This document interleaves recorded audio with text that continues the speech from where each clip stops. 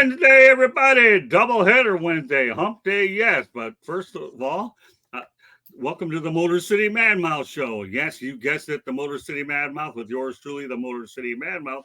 Although it's kind of weird. You're doing a Motor City Madmouth show. You live in South Florida. But there's a method behind the madness because I've lived in the area and I've worked there for a couple of years prior. And now here we are doing it again. So at any rate, I am pleased to be joined by my longtime colleague, Jeff DeForrest. Jeff, welcome to the big show. It's a pleasure to be on the show of this great distinction. Be on with you, Scott. Known you a long, long time. You're a veteran of the South Florida reporting and the sports talk wars. And pleasure to be on with you here tonight. It really is quite an honor and a distinction. Oh, we're going to have an awful lot of fun. We really are. Jeff, I've been looking forward to this a while. I know the history we have is incredible. So for those of you tuning in, my best advice is we're going to entertain. And my advice to you is soak it all in and learn, because we're going to talk about the past and the present. So with my longtime colleague, Jeff DeForrest, you tell you what, when you talk about Jeff DeForrest in these parts, you talk about a guy who's been a mainstay in this market for a long, long time. So with that said, you know what? Let's talk about our history, Jeff, going back in the early 1980s. That was quite a bit of fun where radio stations actually mattered as well as television stations. No, it was great. I mean, I got here in 1981. I had been working at a radio station in L.A., and I was doing an overnight shift. I was trying to get into the L.A. market, as I had a couple of shows that I was doing outside of L.A. and some of the suburbs there, Rancho Cucamonga, Fontana, Corona. And I'd been working in the newspaper business, and I didn't think there was that much of a future, believe it or not, in 1981. I was watching all the guys pulling up in the Porsches, guys like Musburger and all of these TV people, radio people. They're all making a ton of money. The newspaper guys were ink-stained wretches. And even though I loved being a sports writer, I was working for a paper called the Ontario Daily Report. We called it the Daily Distort because it was yesterday's news tomorrow. Believe it or not, they actually had an afternoon newspaper that came out in the area to complement the daily morning newspaper that they had in Pomona. And I'm looking at all this and I'm thinking, geez, I'm not making enough money. So I go and I get a job just kind of in the editorial room at a local radio station in LA. And a guy came and he said to me, hey, listen, if you want to get on the air, I know that's your goal. You're going to have to go to another market. And he had just come from Miami. So he gave me a bunch of names. He said, go there. You might be able to get a job walking in right off the street. And sure enough, I packed all my stuff, whatever I can fit into my MGB. I gave the rest of everything I had away. Came here with maybe 5 dimes in my pocket to get started again. And sure enough, I walked in off the street and got a job at 940 WINZ. And you were saying, Scott, how radio mattered back then, and TV stations and even newspapers for that matter. Mm-hmm. They were doing, they had 2 guys at 940 WINZ. It was an all-news format. It was one of 3 or 4 all-news formatted radio stations here on the AM band. And they had 8 sportscasts going every half hour in morning and afternoon drive. So my first job was to do the afternoon drive sportscasts. Now you're talking about something that is covered in the span of 30 seconds if they do it at all. And I had 3 minutes to do the sportscast, and so it was enough time to do a treatment on certain stories, play a couple of cuts, maybe even get in a full scoreboard if it was relevant. And it worked out well for me. I couldn't believe the attention I got from that, and everything that I did evolved from there. All right, let's go to the chat room. Jeff, you and I are going to be dealing with a lot of this, so get ready for it. All right, that's great. We're putting them all up there. All right, we got to go with Duncan Lozinski. Here's a guy that was revved up.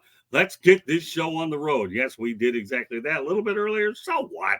Every time you put 2 broadcasters on you know darn well you're going to get an awful lot. So here we go. Candy's managing the chat room. Josh Bernstein, what's going on, fellas? I'll tell you what's going on, Jeff and I. So with that said, keep it rolling, Candy. You're doing an unbelievable job. And yeah, she's real excited for this one. What's going on? Well, I've been promoting it an awful lot. You should be beautiful excited. And of course, Jeff is on the Mount Rushmore South Florida broadcasters. Look at this. A Mount Rushmore associated with you, DeForrest. Seriously, good stuff, man. Is he saying I'm a stiff? It could be. I mean, no, it's great. I mean, one thing I have to say, and I think about this from time to time, because you look back on your life and you see what you're doing now, and you're thinking, hey, did I make the right moves? And I don't know that I caught every break during the course of my career. I was very lucky to be able to do a lot of things that I always wanted to do. But appreciation that I even get still to this day from people. And I'm still doing stuff, but most of it came from doing sports talk radio for the majority of the period of time that I was down here. I did a lot of TV also. But it really is heartening. I mean, because you're thinking after you finish a show, geez, that sucked. What the hell was that? And then you realize years later, people come running up to you and they'll quote something that you said, or they said, you had me peeing in my pants when you did this, or some routine that we did, or an interview. And it really does. It makes you feel good about the way that you conducted yourself during your lifetime. So very, very appreciative of all the good words that I hear from people. And I don't even mind the hate mail, which tends to stack up a little bit also in today's era. Well, you know what? Okay, Blake Luzinski, you see Chipotle, if you're watching, you need a sponsor, show Jeff and I the money. When you get them, then you know what? Jeff and I are going to have our own show together. How does that work? That'd be nice, man. Yeah. I'd love to be able to work with you. Are you kidding? I've only known you forever. I mean, you could deal with my wild behavior, although back then I was a lot more mellow, young. I was a kid, and, but now, you weren't quite at the level of, I don't know if you remember this guy, Al Lombardo, one of my favorites. Who? Al Lombardo was a guy, he was working at kind of an obscure radio station. I think it was 740. I forget the call letters, but they were of no great significance because I think it was WSBR. I don't know that anybody listened to it. Their listening audience had to be along the lines of Plutarski number 0.0.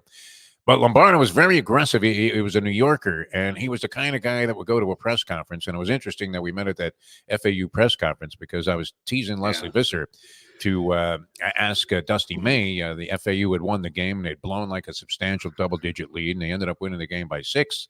Right. And so my favorite question ever was by Al Lombardo, donshula, after a narrow victory, I believe, over the Buffalo Bills. He's all excited. He's happy. And Lombardo's first question is, Don, can you really be happy with a win, no cover? And Shula nearly threw the guy out of the room. That was his last question that he asked. So we were going to throw that. I was teasing Leslie Visser. Why don't you throw that at Dusty May? But she came up with something about the tournament instead, which was great. Well, let me tell you, Leslie Visser is one of the sweetest people I've ever been. Yeah. I met her many years ago at the Pontiac Silverdome. And, during a Thanksgiving game, when I asked her if she minded if I did an interview with her, we were sitting around the Silverdome press box, and you know what? She was absolutely phenomenal. And then when I bumped across her again at the National Sports Media Association event, which brings a lot of broadcasters together, we reminisced about it. It was unbelievable. So, all right, well, you know what? Jesse Stuber, what's up? I'll tell you what's up, okay? Jeff and I. All right, so Jack Burstein has a question for you. We're going to talk about the Heat, and then we're going to just transition to things and go with the flow of the chat room. All right, Jeff? All right, yeah, whatever you want to do. So the question for Jeff is thoughts on the Heat this year and what they have to do in the offseason to become a contender again, considering they may not make the playoffs this year. I think they'll make the playoffs this year. It looks like they're in a decent position to do that. I mean, you only have to be in the 10th spot. I was looking at the standings just the other day. It looks like, you would want to avoid the play-in game. That's for sure. I know they kind of got lucky and made it all the way to the finals last year, and that came as a big surprise because this season is somewhat similar to what we saw last year, is it not, Scott, where they're sort of in a malaise and you can't figure out which way they're going to go during a regular season. You'll see a couple of spurts where they have several good games in succession, and then you're looking and you're wondering I don't know, can we use any kind of salty language on this show, or is that taboo? Well, you're asking yourself, what the fuck is going on out there? Right. And sure enough, you look this year, I mean, even the game last night against Golden State, a very lame Golden State team that seems to be dissipating and falling apart, and their run appears to certainly be over. And they're just barely hanging on. They got Houston breathing down their necks for the 10th spot, believe it or not, in the West. But you look at the Heat. I mean, what was the story of the game? You look at the box score, and it's all that did not plays. Not coach's decision, but no Jimmy Butler, no Duncan Robinson, no Richardson. He was out of there. What's up with Tyler Hero? Does he play? Is he hurt? They describe his injury status like he was a hockey player. They don't even give you a body part anymore. We don't know what's wrong with this guy. And so they haven't really had their lineup in there. I know that kind of tormented them a little bit last year, and maybe they came together towards the end of the season and made that big playoff run. But I'm not sure that's happening this year. I think they get into the postseason. Are they as good as the other teams in the East? Certainly seem to be light years behind Boston, a known choking franchise. That they haven't really established that they can do it, although they look great and far superior to everybody else throughout the regular season. But I don't see them as a championship team. And what do they have to do in the offseason? That's a tough call because it seemed like everybody had that figured out last offseason where they needed Damian Lillard and they didn't get him. Right. But they need somebody else to complement Jimmy Butler. And I don't know what you think, Scott. I mean, what do you think about Jimmy Butler's overall? Wasn't he supposed to be the epitome of Heat culture? Well, I mean, you know what? That's a great question, Jeff. but You know what? he seems sort of detached a little bit this year. Well, Jimmy Butler is one of those kinds of guys that I would love to build a team around him. He's got the heart of a lion. He really, really does.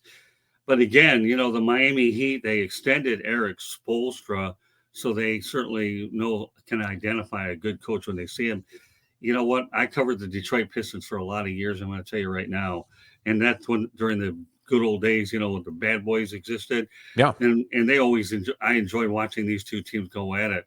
The Heat just they somehow, some way, they've got to find a way to get everybody on the same page on a given night. What do you need, a psychologist as coach? I mean, NBA players, aren't they getting paid enough money? But I love Jimmy Butler, I really do.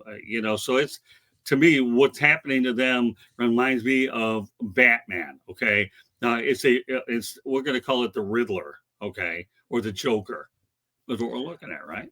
yeah. It's more like I don't know if you remember this guy. He used to do ads for getting government money to establish various businesses. Oh yeah, that guy, Matthew Lesko.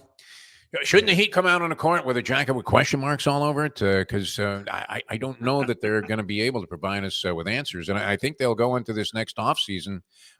Pat Riley has a plan in mind, but I don't know that he's going to be able to execute it or where he's going to find the ingredients to put together a championship caliber team. It's one of those situations where he's sort of stuck with what he has. But I thought Jimmy Butler would bring a little bit more overall fire and passion to the regular season. Maybe players don't care about the regular season anymore, but you would definitely want to dodge being in the 7th, 8th, 9th, or 10th spot. And the Heat, I think they really got lucky surviving that last year. We saw they were almost out of it a couple of times. They lost a game to Atlanta, and then they ended up having to play Chicago. They were down with 4 minutes to go and almost knocked out of the playoffs before it even got underway officially. So, yeah, they seem to be a long way away from where they want to be right now. And if they're not going to get just ultimate passion, fire, and standout play every night, a big commitment from Jimmy Butler, maybe he'll turn it around in the playoffs, so-called playoff Jimmy. I don't give a lot of credibility to their chances of going deep into the playoffs this year. Yeah, I don't think Jimmy Butler could have played for Phil Jackson or Chuck Daly. And I know this full well with Chuck Daly. And I'll tell you why I say that, Jeff. Because Chuck Daly expected you to not only practice her, but he used to manipulate the minutes of his players in practice. Otherwise, he wouldn't be they'd be on the bench. Yeah. And Phil Jackson, is for all he's done and all the championships that he's won with exceptional talent, okay, you need a guy for what you just said, okay, to be engaged the whole time so you don't find yourself at the bottom of the food chain seed-wise. And I agree with you 100%. So back to Joshua Burstein real quick. He said definitely similar to last season, okay. Panthers were able to stay hot after last year's playoffs, after a comparable season to the Heat last year. We'll continue on. But, the next question is one I really like. Okay, is this. Jeff is coming from Duncan Lozinski. Jeff, is someone who started their career in radio broadcasting. Can you speak to the pros and the cons and the differences of radio versus modern day streaming talk shows like podcasts? I'm going to mention that, but you know what? Go ahead. This is a good. Oh, well, I mean, that's an easy answer. I actually started in newspapers. I wrote for newspapers for 4 or 5 years. And then, like I said, I saw there was no money in it, so I transitioned into electronic media.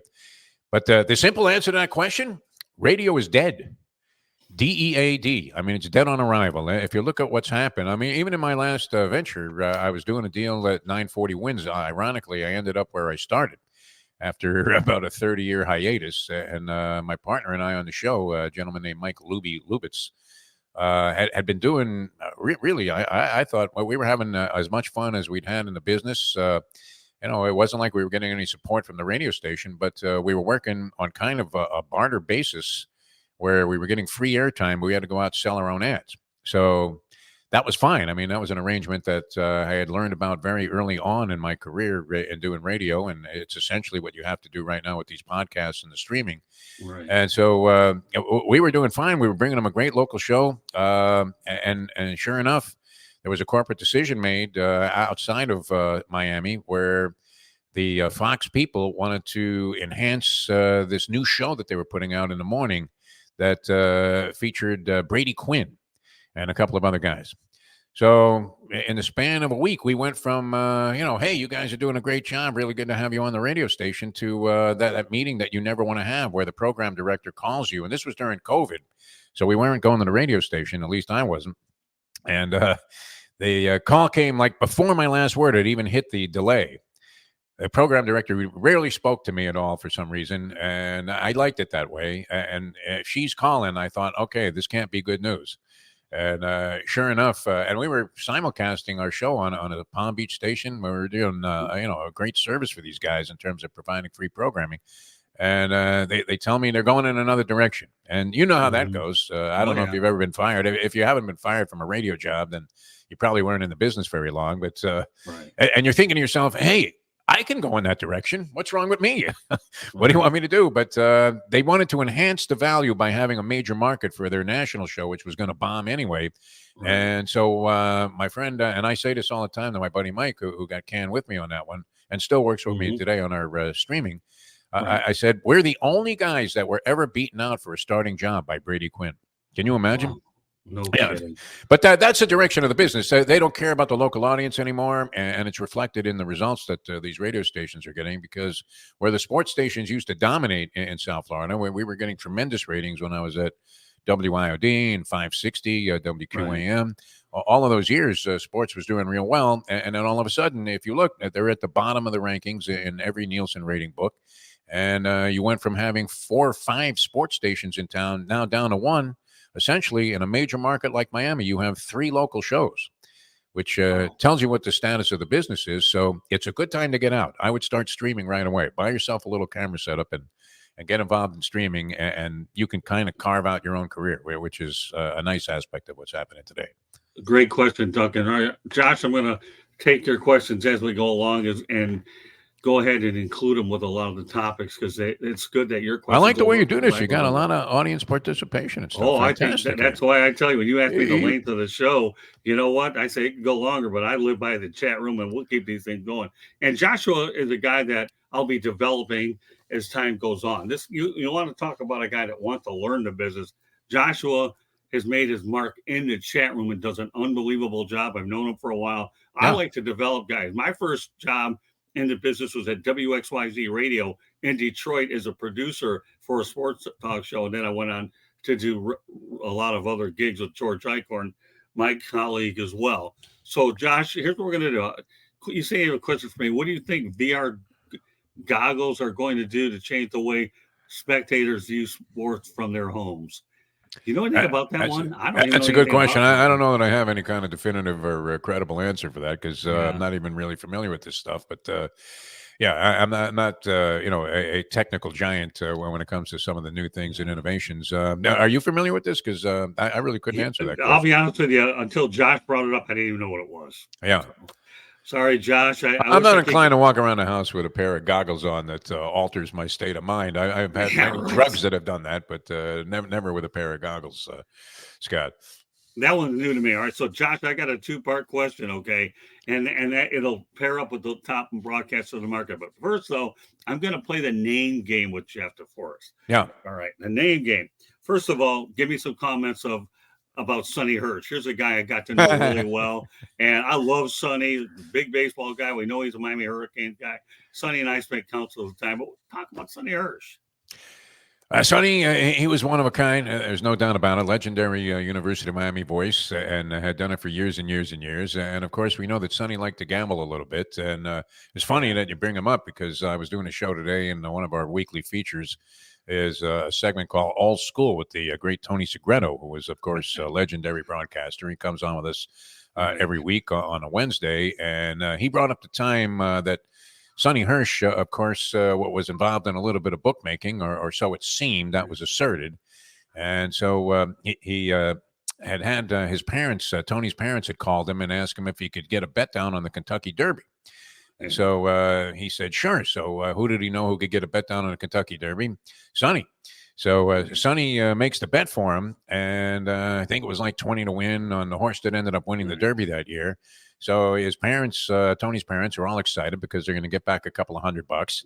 And as the race is ending, Tony turns on the news, and there's Sonny with a raincoat over his head being taken out of the house in handcuffs because he had been busted for bookmaking.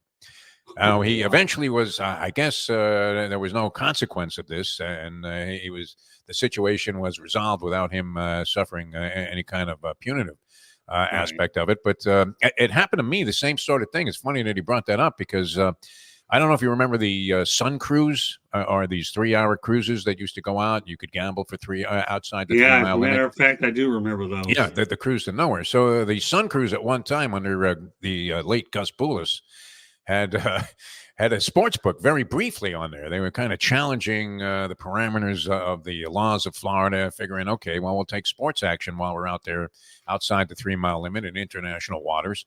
Right. So my buddy and I go on there, and we had a big lean on a game that involved the Gators. They were playing a late afternoon game. So sure enough, somehow we prevail in this ball game, and I think we had 200 apiece on the Gators to win the game. But when we went to cash our ticket, they told us they couldn't cash it because they were already on their way back and they were inside the 3-mile limit. Serious? So now, and this was a situation where we had put up the 200 to win the 200. We put up 220 to win 200. And that night I turn on the news. I'm going to have to go back out there to collect my money on another trip. And when I turn on the news, there they are on Channel 7 with choppers above the boat. And they're taking these guys that were running the sports book off in handcuffs, and they got raincoats over their head. So we were thinking, shoot, well, we're never going to get paid on this thing. Luckily, I had made some arrangements with somebody else later on, and I did get my money. But no worse feeling than seeing. Sometimes it's good, right? Seeing your bookie taken away in handcuffs. But there were two examples of it, that just were brought up today. But Sonny was quite a character. I mean, he was always looking over his bets that he was making. He'd be doing a ball game, and all of a sudden he would like slam his fist on the table, even though the Hurricanes were having like an 8-run rally. And you think, what's the matter, Sonny? And sure enough, he had like the White Sox, against the Indians, and he had just seen that they had scored 6 runs against him in the 3rd inning, and out of frustration, he would let that out right on the air. He was great. But we traveled around all over the country together doing basketball for a few years, and of course the baseball games, and I traveled with him doing football as well. And he knew every good restaurant in every town, and he wasn't afraid to go ahead and turn in an expense sheet that would raise some eyebrows, as he claimed that he had taken the entire coaching staff out to dinner like 3 of the 5 nights that we were out of town. So I don't know what he was doing. He must have been covering up some gambling losses, but he was quite a character, and of course beloved by many, and will be missed. Yeah, well, I'll tell you, my memories of him, obviously back then we had the Fort Lauderdale Yankees and Miami Marlins, the Florida State League team. And I got to know Sonny in a lot of different ways. And I tell you what, if there's ever a time when I wish I would have had a camera phone, that would have been it with Sonny. Sonny's the one guy that I don't know if a lot of people in this market appreciate the old school days, but Sonny Hirsch's memory should always be, to me, cemented in nothing but positive things. And I think the world of Sonny Hirsch. Now, as soon as you bring him up, I can't help but think it was Gino to Horace Copeland. Yeah. And Sonny's calling 99 yards. That was one great one. And then nobody will ever forget this. When Kenny Calhoun tipped that pass away in the Nebraska game when the Hurricanes won their national championship there in the Orange Bowl on January 1st of 1984. Bernie Kosar and company, they got out to the big lead. And then you're seeing Nebraska with a lot of people thought that was the best college roster ever assembled. You could make some arguments maybe for some of those Hurricane teams and maybe some others. But, they had incredible talent on that team. Irving Fryer and company, Steinkuhler. And you'll never forget the voice of Sonny Hirsch on the call when Kenny Calhoun tipped away that 2-point conversion. And I can still hear Sonny in my head saying, deflected away. So he was certainly a broadcaster of legendary status and well-loved by everybody around town. I can hear his voice in my head all the time. We'll mention a few things, and Candy's going to go out there and do some business here. But all right, let's talk about Larry Bluestein, a guy that I'm very close with. Larry to me is a guy that doesn't get as much recognition as a lot of people, but Larry, in my opinion, is a guy that's been a member of the South Florida sports media forever, and now he's doing an exceptional job with high school sports. Yeah, he really, carved out a market for himself there. He's kind of like the Mel Kiper of high school sports, where Yeah. nobody really was doing much with it. Bluestein, I think when I met him, he might have been writing for the now defunct, which you could put that preface before most newspapers, but the now defunct Hollywood Sun-Tatler. I think he was covering high school sports for them.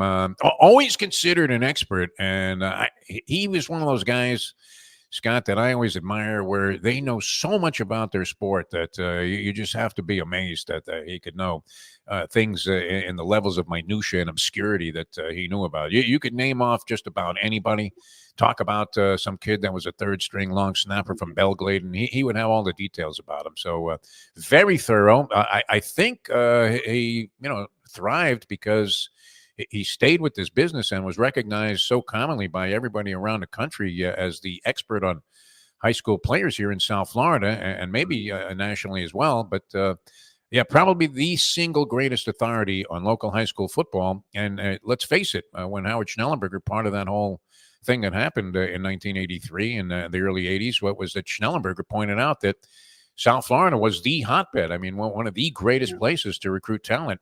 And the rest of the world caught up with it. And I think, that was to the detriment of some of the local schools here, Florida State, Florida, and Miami, because those three used to compete almost exclusively for the South Florida talent.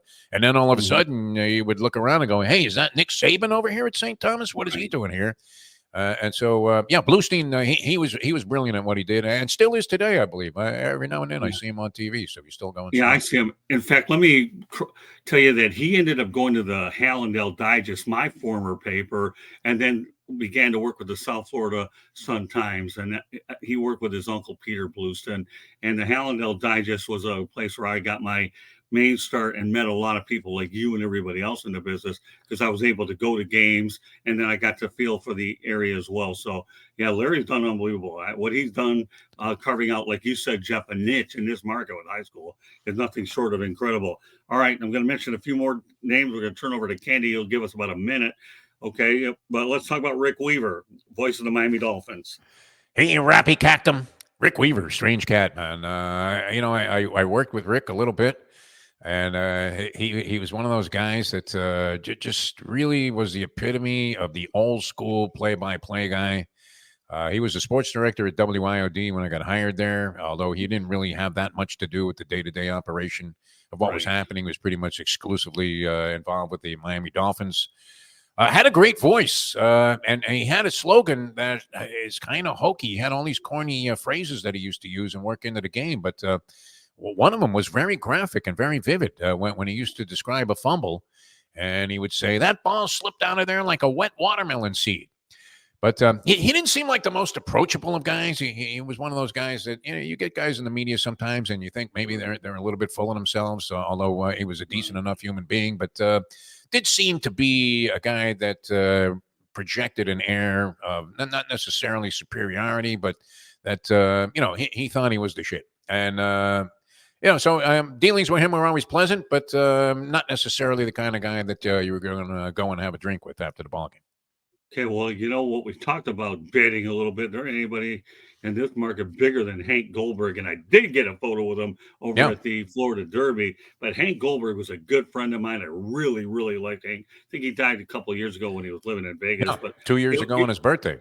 Yeah, that's right. Good. So, give me your thoughts about Hank Goldberg. He's a great guy, and you know what? Every time I talked to him, he was always there to give me his time. I don't think you can ask, and he made his name nationally on ESPN. But what are your thoughts about Hank? Hank was always great to me. It's funny, as a broadcaster, his shows were sort of comical to me because of my own approach and the way that I perceived doing things. And it always amazed me that Hank would get so irritated. It wasn't an act either. I mean, he really would get upset with people that called up. And, sometimes he was prone to making mistakes where he would he was, trying to impress somebody one day. He had Will Clark on, who's not the not the most personable of individuals. I think Will Clark must have been pushed into this by some PR guy. It was during spring training, and I believe Will Clark was with the Giants, and Hank mistakenly thought that he was talking to Jack Clark. So he started talking about how he was a ball boy with the team and this, that, and the other thing. And he started mentioning a bunch of stuff that was very specific to Jack Clark. And Will Clark, not being, as I said, I mean, the most affable of people, said, "You're talking about Jack Clark," and he hung up the phone. That was it. Wow. And that was the kind of thing. I mean, Hank would make these kind of things. He would have like Bud Selig on, who he'd been ragging on for months and years, and talking about what an idiot, what an imbecile this guy was, and how he's ruined the game of baseball. And then he had a tendency to kind of, what would you say? I mean, it's a form of sugarcoating, I guess, any of these interviews. And we used to joke, Hank would be talking maybe to Adolf Hitler, and he'd say something along the lines of like, well, you got a bad rap with the Jews, Adolf. I mean, you're like, Hank, how could you possibly not address this? He had Bud Selig on, and after ripping him to shreds for years, when Selig comes on, he goes, "Oh, Bud, it's great to have you on the show. What a great job you're doing. Baseball was not the same before you got in." And you're like, Hank, how could you do this blowjob on this guy? It's impossible. I mean, you're losing all credibility. But aside from that, when he wasn't performing, even though he seemed to be irascible and cantankerous and all of this stuff and have a very short fuse, he really had a big heart. And I had, a thing happen to me where, you would have thought all of a sudden a lot of people are going to turn their back on you. And Hank, who I wasn't that close to, although I had known him for a long time, was the first guy to call me and say, "Hey, DeForrest, if you need anything, call me." Right. And, he was there like that. He tried to help me get some jobs. He actually was instrumental in me getting my first real big breakdown here on the radio. Even though I'd worked in radio before, I had transitioned into TV, and I was working with Sunshine Network, which now has become Bally Sports, Florida and Bally Sports Sun. And Hank asked me if I would work with him for WIOD on a one-day freelance basis to cover the Breeders' Cup when I was at Gulfstream Park. Right. So, and he said that he needed somebody to be able to fill for him for about a half hour because he was going to have to go do something else. He worked at Channel 4, which was the NBC affiliate. So they were having him tape something during the course of the day. And I ended up taking over that show, even though I'd never been on WIOD's air before. And fortunately for me, the program director was a guy named Gary Bruce, and he was sort of engineering while I was hosting this part of the show. And he was impressed with what I did. And the next thing you know, I ended up working there. And it was the thing that was a springboard for me to trigger just about everything else I did in the business, what was getting a chance to host Sports Talk 610. So Hank was always a very endearing figure for me. I always saw him around different places because we were degenerate gamblers. So I saw him at the track. Right. And oddly, I was about to call him the day that he died because I was coming out to Vegas for my own birthday celebration. We were born one day apart. He was born on July 4th. I'm a July 5th baby. Mm-hmm. And I thought, well, geez, I want to get together with Hank in Las Vegas. So I'm going to pick up the phone and call him and wish him a happy birthday. And this was 2 years ago, I believe. And that was the day that he passed away. But he had problems with kidney issues and had been waiting for a kidney transplant. But since he was in his 80s, very hard to get. And he just had to deal with that. And very proud. He was so proud that he was working right to the end. He loved doing what he did and took a lot of pride in the fact that he was the man when it came to gambling. Big fan of Pete Axtell also. When he replaced him on ESPN for Hank, that was a big thrill. Good guy all the way around in general, even though a lot of people thought that he kind of treated people like an asshole. That was as far from the truth as it could be about him in reality. Yeah, I couldn't agree with you more. If I understand correctly, I think Hank paid for Sonny Hirsch's funeral, didn't he? Very possible, yeah. No, he was like that. And he wouldn't be the kind that would go running around saying, "Hey, you know what? I paid for this." No, he was that way. No, he was very good like that. I mean, guys don't offer you money when it looks like you're going to be, maybe up against it for a while. Trust me. I mean, it's even your parents don't want to talk to you at that time. They're not taking your call. And so I always appreciated that about Hank Goldberg. And there were several other times that he tried to help me get involved in, taking a step up the ladder in different jobs. All right, let's talk about Ed Berliner, a guy that I've known as long as you have, and I say it to them on social media. And Ed, to me, one of the finer people in the business, and certainly his opinions are opinions that I do pay a close attention to. But I think Ed is just another really fine guy in this market that, to me, could have gotten a bigger job. But what are your thoughts about Eddie? Eddie B, I'll say this. He's one of two people in broadcasting that I think you can say this about. Bob Costas would be one, and Ed Berliner would be the other, that have never flubbed a word in their life. I don't. Have you ever heard this guy stumble? He's never reaching for it. I mean, just as smooth as it could be. Yeah, I got to know Ed in my initial entree into the market here. And Ed, I believe, was doing TV sports on Channel 6, which was an independent station at the time. Right. And he was always very cool with me. He offered me a couple of opportunities to substitute for him, even though I didn't have that kind of TV experience. And so, yeah, always a good guy. Still in touch today, still doing things, and has had a lot of different jobs in broadcasting. But I think you could go over every Ed Berliner radio performance and every television tape that he has, and you will never find him stumbling over a word, which is a remarkable thing, especially, if you've been doing this for a long time, but never at a loss, and always very slick, very smooth. Yeah, very good friend of mine. I have so much respect for what he's done in this industry. Yeah, no, he's great. Great voice, too. I mean, the booming voice of all time. One of the great broadcasting voices I've ever heard. Yeah, Ed is anything but boring. That's what I'll say. Yeah, I mean, I'm not sure. I love Eddie B, but I had a tendency not to agree with a lot of his opinions, to be honest with you, Scott. Well, that's a different animal, Jeff. Yeah. I mean, come on. The guy his opinions are all over the place, but because we know the guy. He's sort of extreme on some of this stuff. Yeah. Well, that's being nice about it. All right. Yeah. And let's talk about Tony Segreto, who eventually became the replacement for Ralph Rennick doing news. And one of the things in my book is how a lot of guys are able to leave sports and make transitions to news. I believe I mentioned Tony Segreto. After you talk about Tony, Candy's going to take over about 30 seconds and give some company stuff. So what are your thoughts about Tony Segreto, who was actually Ralph Rennick's replacement? Tony's great. I mean, a first-class guy. He's the epitome of class, always has been. A great guy, roots for everybody, a genuine lover of sports. And, I mean, you can't really, imagine how this guy was, dominating as the number one guy in sports and then transitioning into news. I tried doing that when I was at the newspaper one time. Believe it or not, people thought that I was wasting my talents in sports because I was goofing around too much and gambling and going to the track and doing all kinds of crazy stuff. And they thought I had some ability as an editorial presence at this newspaper. So they moved me to the news desk for a week to be the guy that was laying out the paper, the front page and the whole thing. And I couldn't stand it, Scott. I literally was ready to just put a gun under my chin and blow my brains out, by the middle of the Wednesday of the first week. So making that transition is not easy to do. I mean, it might be easier in Tony's circumstance because he was on TV and you're basically reading the stuff off a teleprompter. Right. But he did it as smoothly as anybody. He still works with me on a show every week. And we've been doing that for several years now. I want to say the better part of 7 or 8 years. And it's great because he still has the passion for it.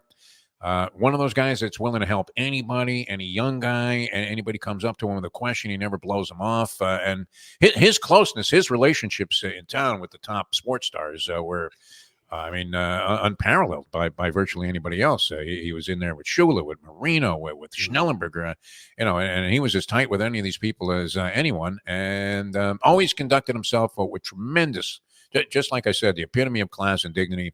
A great guy, deserved all of the credit that he got. And we always tease him because we say that Ann Bishop, who was a big-time broadcaster, now being put in the South Florida Broadcasting Hall of Fame, probably long overdue. Right. She was his rival as a news anchor on Channel 10 at the time. I think Tony was at Channel 6. And we always tease him that Ann Bishop woke up every day when the ratings come out in the fetal position because Tony was burying everybody, whether he was in sports or news. So he gets a kick out of that, but very passionate. His daughter is now working for NBC nationally and is working behind the scenes doing, I think she's either doing graphics or producing, and is involved in some big projects. She's been doing, they had NBC had Sunday Night Football. She was on that. And she's going to be part of their Olympic coverage. So, family's doing real well. Tony, a great guy. Couldn't have any more respect for the gentleman that Tony Segreto is. Yeah, well, I'll tell you, I remember meeting Tony Segreto when I was working with the Hallandale Digest. Always respected his sportscast, and then when I got to meet him, I knew that there's more to this guy than just being a sportscaster, newscaster at the time. Terrific guy, really is. Yeah, he really is. And a lot of you folks out there, if you've never seen Tony Segreto in action, go to YouTube. You're going to find out you'll learn a lot from this guy. Well, and So, his big thing too was people forget this. He was nationally featured on a show that was kind of revolutionary at the time, the George Michael Sports Machine, oh, I and remember that. that was one of the. I mean, before ESPN existed, they were doing a week recap with highlights on Sunday night, and that became a big thing. And then all of the local stations started picking up these Sunday night shows, and Tony was the number one fill-in for George Michael, and I think Michael had some kind of health problem one year, and Tony was hosting it and reached a great national acclaim from that.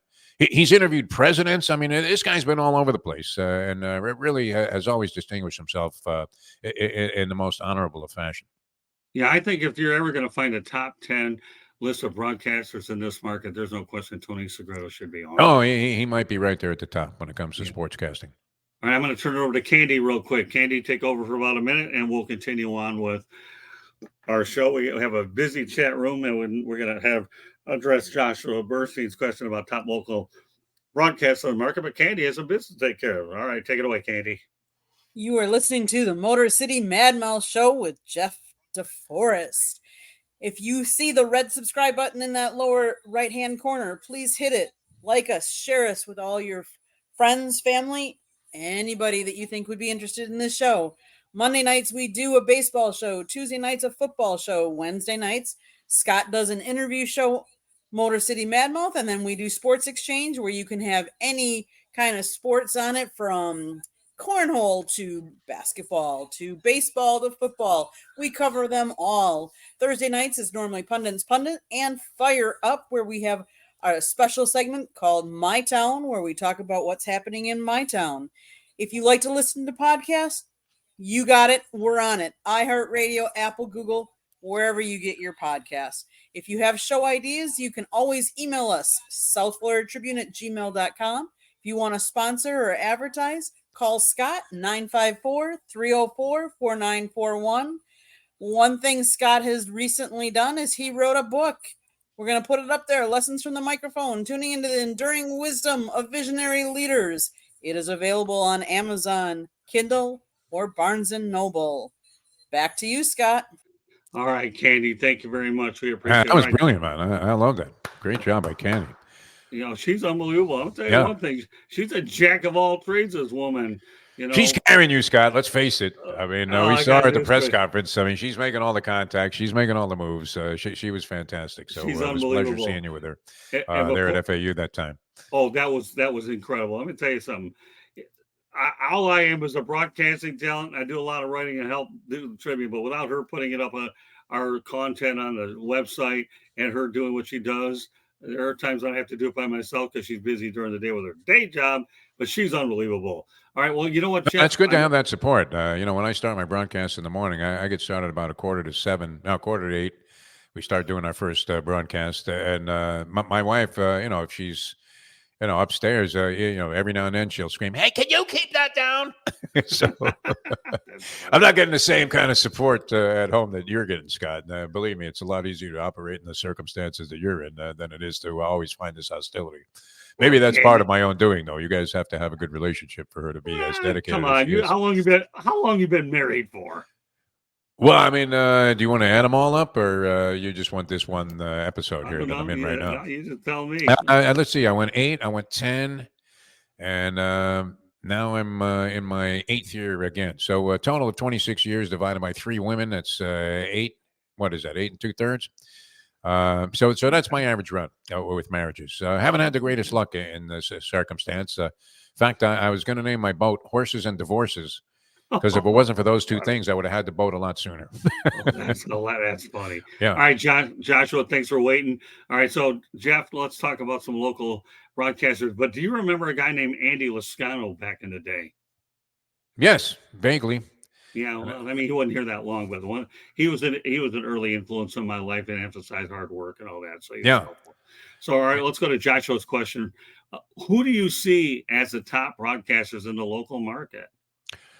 Right now, I mean, that's an interesting one. I guess you would have to go to the TV guys. I'm a big fan of the guys that do the Bally Sports broadcasts. I like all of those guys. Of course, I worked for many years with Steve Goldie Goldstein, part of a Right. show that a lot of people were very fond of called The First Team on WQAM. We did that for, I think it was there 6.5 years, working with Goldie. And then we resurrected our partnership, had a general manager wanted to kind of put together whatever elements he could from the First Team. So and that's kind of how I shifted back in the morning drive when it was the last thing on earth I ever wanted to do. When I went to 940, they paired me up again with Steve Goldstein for a brief period of time. But he was so busy with the Panthers and some of the other things, he got started doing local television sports also for Channel 4. And, but I really enjoy what they do. I love Randy Moeller on the Panther broadcasts. I think Jessica Blaylock, a real good job. Great. I don't know if you need to distinguish any more female sportscasters, but we have several really, really good ones here. And, you would have to go to, I think, the TV people because my old partner, Joe Rose, is still left on the radio, and I don't get a chance to hear him too much. But he would have to be considered among the top guys on longevity alone. And a lot of people enjoy what he does. He doesn't do the TV anymore. And you have many, many talented people. I love Craig Minervini, a real dedicated guy. There have been so many different people over the years. But and Tommy Hutton, one of my favorites. He kind of got the shaft there a couple of years ago from the old regime. And then they brought him back, thank God. And he's very happy doing about 70 Marlins games a year. But many, many really talented people here. This is one of those markets, Scott, and you go back a long way, like I do. You go to some places and it's kind of competitive and a little bit cutthroat. The Miami, South Florida market for broadcasting, every now and then you get somebody that you don't really care for, or they do something and you think, well, that's kind of rude. But by and large, I mean, it's been a pleasure being associated with all of the people that have worked here through the years. And as you can tell from the people that you named, I mean, there's great fondness for a lot of these people, and it seems to be a mutual respect. So coming from many different areas. So it's been a pleasure. That was one of the pleasing aspects about being in South Florida. The other people in the media. Well, one of the worst aspects, though, was the fact that this is like excuse my French here, it's kind of a horseshit sports town when it comes to the attention people pay. It's not like we don't have good sports fans and knowledgeable sports fans, right? But you don't have the kind of dedication and passion that you have in many other cities. Whether that's because there isn't as long of a tradition with some of these teams, I don't know. I guess that's a viable reason, the whole transplant thing. But in general, I mean, opening day for the Marlins is tomorrow, Scott, and I have heard nothing about it. I haven't seen one kid in a Marlins cap. I don't even know if I could tell you what their plans are for opening day. And, I was as passionate a baseball fan as anybody growing up. That was the national pastime. And, the indifference here is kind of like what ruined my first couple of marriages, because after 7 years, the indifference sets in. And there seems to be a lot of indifference about the sports teams here in South Florida. Yeah, no question about it. Well, actually, two of the ones that you mentioned, Jessica Blaylock and Craig Minervini, I've known the longest, and I did mention them in Lessons from the Microphone. I think Jessica could easily be on a national market all day long. Not only does she look great, but she's a very talented person. And Craig Minervini is the most Minnie's versatile. Yeah, he's great. Yeah, he is. I mean, this guy is so versatile. But I've known them the longest, and one of the writers that I respect is Joe Frizzero as well. So, he'll forever covering the Marlins. Oh, he's unbelievable. Joe's a good friend of mine. I think he retired now, though. He may be doing something else. Well, yeah, he's got Man on Second show. Yeah. So he made enough baseball contacts to carry his own podcast. And sure, I think the world of Joe. As we continue on, all right, and you brought up some interesting points, okay?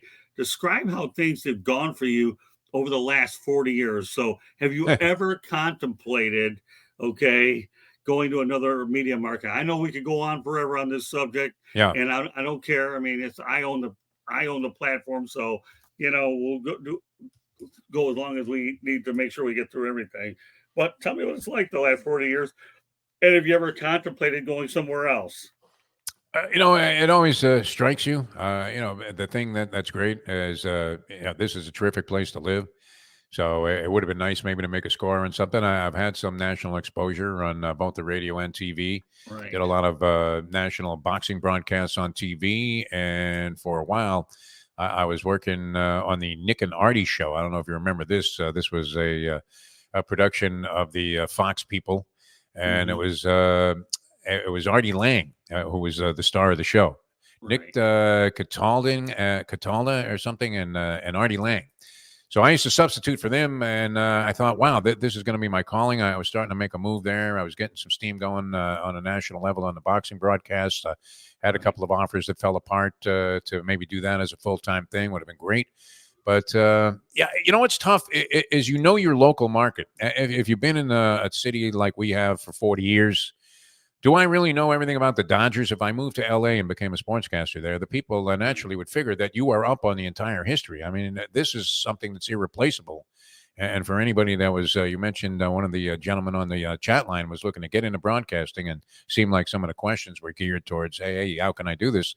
There's nothing, you can do all the show prep you want, but if you witnessed everything and you lived through it, and you were on the road with these teams when they were 0-17 in the Big East, like the Hurricane basketball team was at one time, or Right. You were there and saw all of these magnificent players that were on the Hurricane teams in the from the early 80s through the late 90s. That's hard to replace. You can't get that kind of knowledge without being there and living through it. Living it. And if you go to Boston, would I know that much about the Red Sox? Sure, I follow them. I could name you some players, but I wouldn't have the intimate detail and relationship that we've had with all the people over the years. So I think after a long period of time, it's not easy to change markets unless you have some sort of innate knowledge of that particular market. Even if I went back to New York, I would be hard-pressed to compete with the knowledge and the experience that other guys that have been there throughout their careers have had. So, and I grew up there, and I knew my New York sports. I reference it all the time. Right. But very hard to replace the background that you have and the experience that you have. That is part of what you bring to any show that you do. So, it would have been rough to, as a sports talk host, to just switch markets. It would have been easier to go national than to move to another city. Oh, there you go. So for a lot of you younger broadcasters out there, you can change markets, but it has to be the right fit and the right situation, whether it's a local newscaster. I've seen some guys, I won't mention any names here tonight, that actually left town and they got blown out by a much bigger, more passionate fan base somewhere else, and they probably wish they would have stayed here locally. I mean, it'd be tough for me to go to Philadelphia after 30 years here and, be some expert on the Eagles. It's just... It's one of those things where, it's part of the job that you have all these experiences. So, I thought about it. Sure. It would have been nice if somebody offered me a couple of $1 million to go somewhere else. I would have been happy to go and learn the market, but that didn't happen. And, I'm not upset about it at all because I really enjoy living here and the experience has been great overall. Okay, that sounds good. So tell me, Jeff, do you cover many games these days? I don't go to as many games as I used to. If I do go, I go as a very casual fan. Okay. And that was unusual. In fact, that thing at FAU where Leslie Visser and I went was on a whim. And I was curious to see what the atmosphere was like. I had broadcast some games from FAU many years ago. I had done a couple of basketball games for then Sunshine Network. Mm-hmm. And I remember just thinking, like this is a high school gym, and you can't imagine that this program is ever going to achieve the stature of being a Final Four team. And so I went to that game against Tulane just to kind of check it out, get a little feel for it. I'm a big college basketball fan, but no, I don't go to nearly as many games. It's sort of prohibitive. I always like it when I go. You see more when you go to a game. If you're in the business, you want to go to as many games as you can because you get a better experience and you can take a lot more away from it, whether you attended the press conference or not afterwards. But just being there, you can make observations that you can't get off television. But no, don't go to too many games anymore. Just because I don't like getting on 95. I mean, maybe that's part of being an old fart, but the people drive there. They're Meshuggah, as we say in Jewish, Yiddish, and it's scary. So I'm perfectly happy to have my experiences here at home. Well, let me tell you something. I remember seeing a bumper sticker many years ago. Pray for me, I drive I-95. Yeah, no, it's crazy. Yeah, those. Yeah. Are you in touch with Leslie a lot at all? Oh yeah, we're talking all the time. She's always texting me during matches. She's a big tennis fan, like I am, and I love the Miami Open. I watch a lot of Tennis Channel. I follow the circuit quite a bit. I'm both a fan of the men and the women. And it's been terrific stuff. I was trying to get down there one of these days that the tournament was here. I wasn't able to arrange it. My wife went on Monday, and it's a terrific event. And Leslie's always going back and forth with me because we have our preferences and we have our differences, and we're always going back and forth during the course of the game. Yeah, one of these days, you and I and Leslie and Candy and even your wife need to get together.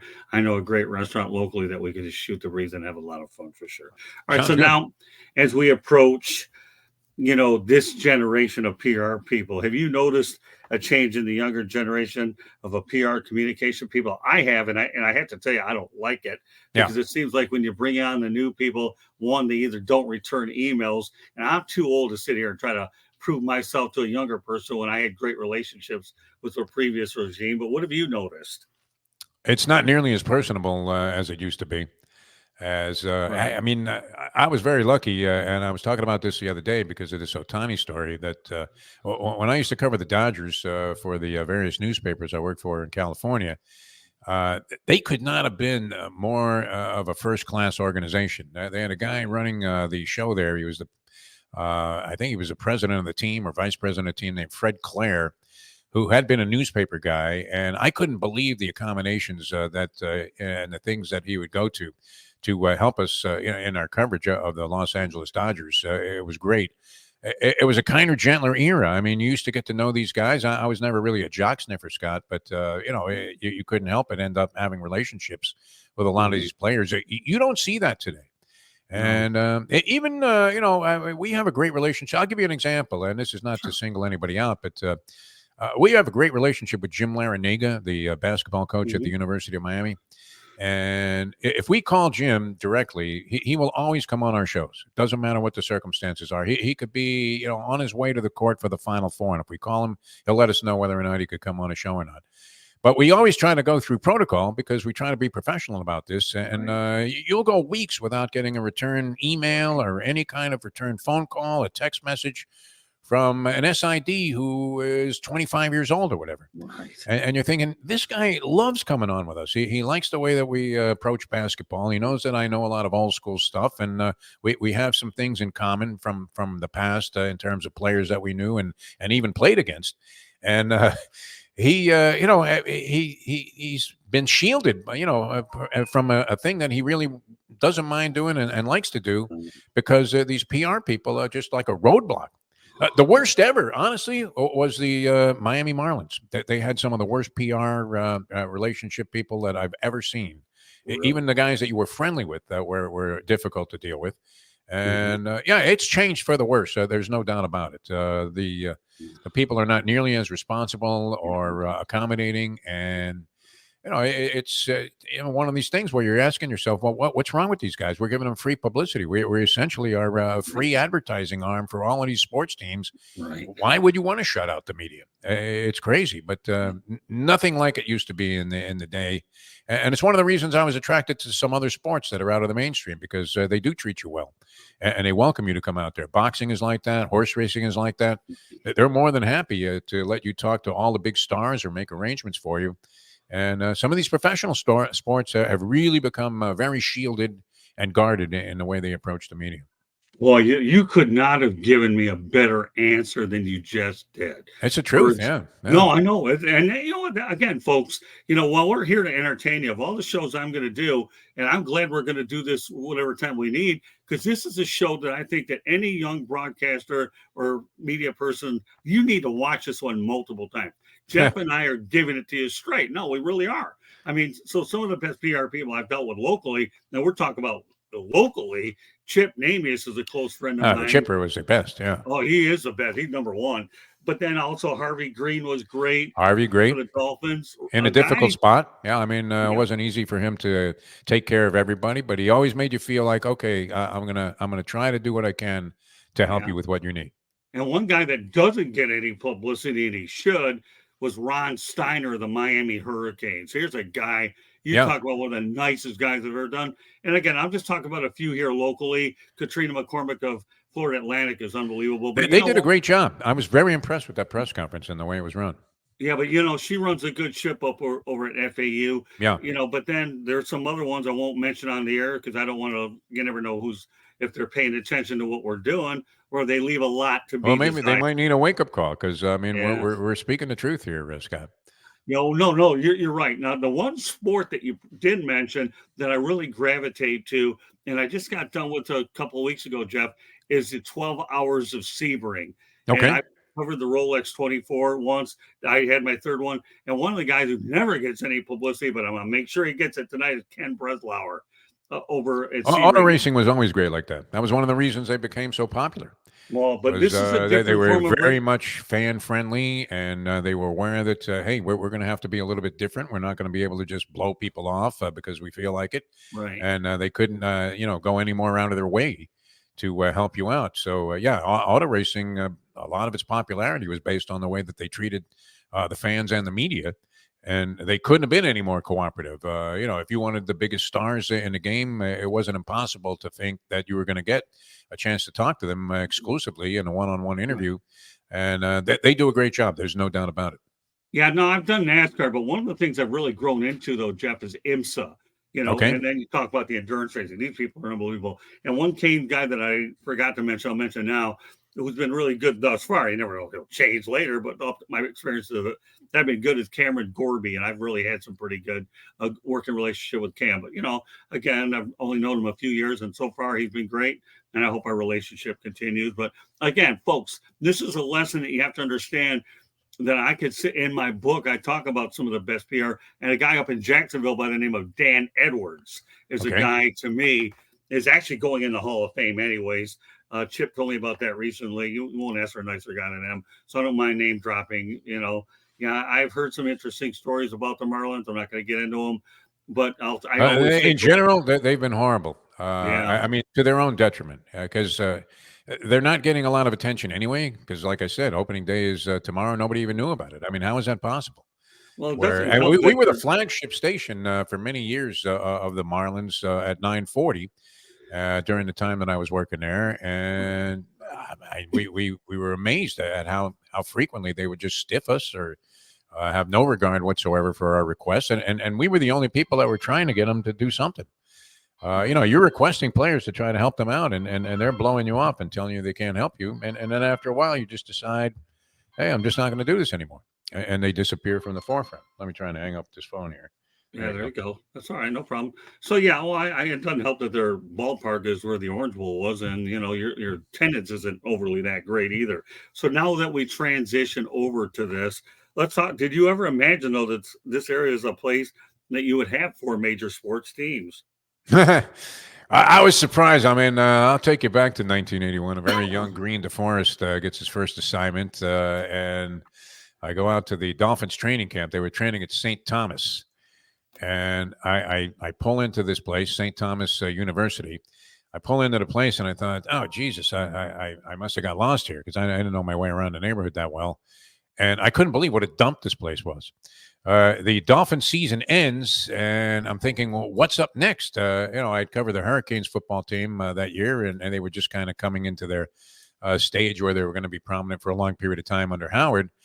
And I remember thinking, okay, so who's the basketball coach here at the University of Miami? Right. And I find out there is no basketball. They don't even have college basketball. So there was no Heat team. There was no Panther team. That seemed to be just a distant pipe dream that you would have professional sports in those games down here. Right. And of course, no Marlins to speak of.